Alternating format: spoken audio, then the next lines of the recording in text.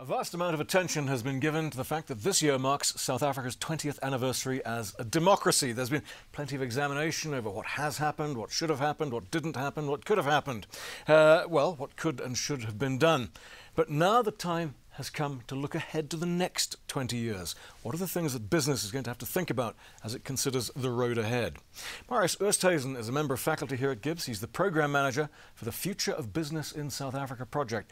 Marius, hello and welcome.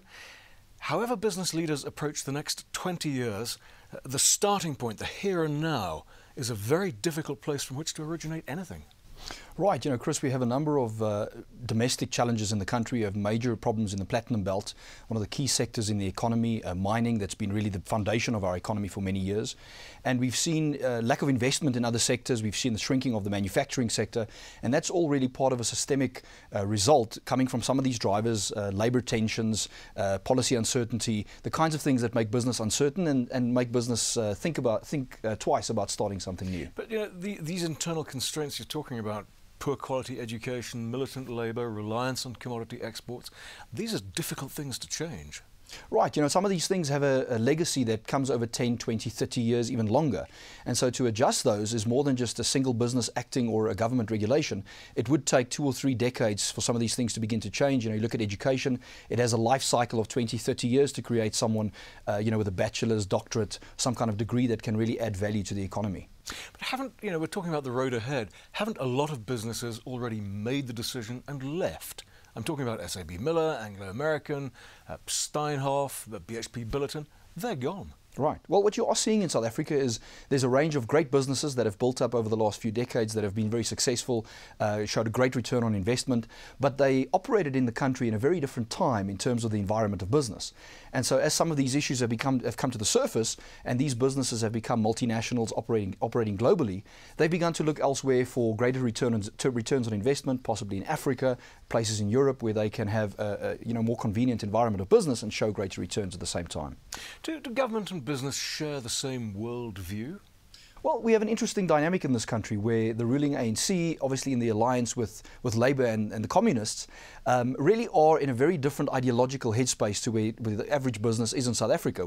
Our business sector tends to be a Western-style capitalist frame of reference for what business is, the role of capital, the role of business in a society, when the government and the regulations that come out of it increasingly are tending towards a more left-leaning approach. We have avoided that in terms of macroeconomic policy over the last few years, but as the pressures and the demands for change, you spoke about 20 years of democracy, as the demand for change increases, as people's expectations are not met, governments in that very difficult position to either align themselves with business, which is what economically we probably need, versus aligning themselves more strongly with Labour, which is what their popular support really would want. So what's your forecast then? More rather than less state intervention? Well, I think the issue in the mining, in the platinum belt, is a good example of this. It's a test case, with the minister this morning saying that if he had the legislation to put an end to the strike, he would do that.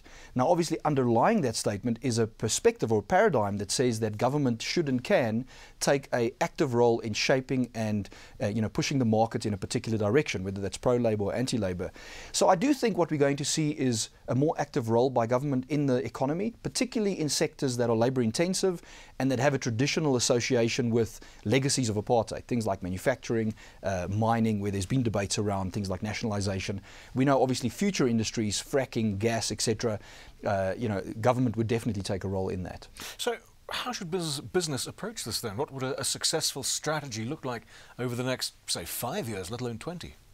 Well, one of the challenges with business is they would look at it purely from the perspective of business and interpret a lot of these actions as a negative indicator for them as business in terms of their freedom to operate.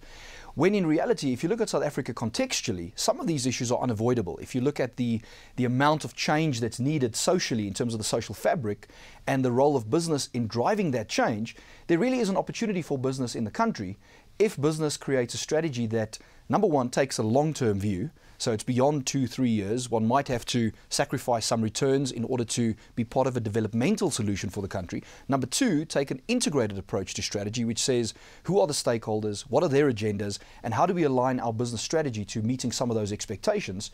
And I think that if business has the the good corporate citizenship, active citizenship, to take that kind of strategic approach, there is an opportunity for business in South Africa. Active corporate citizenship, is that likely? Is anyone doing that at the moment? Are there any good examples? We have examples of that. We have the business getting very involved in the education trust recently. Leaders like Sizwe Sasana and others taking an active role, being a voice and a representative of the role of business really in driving that kind of change.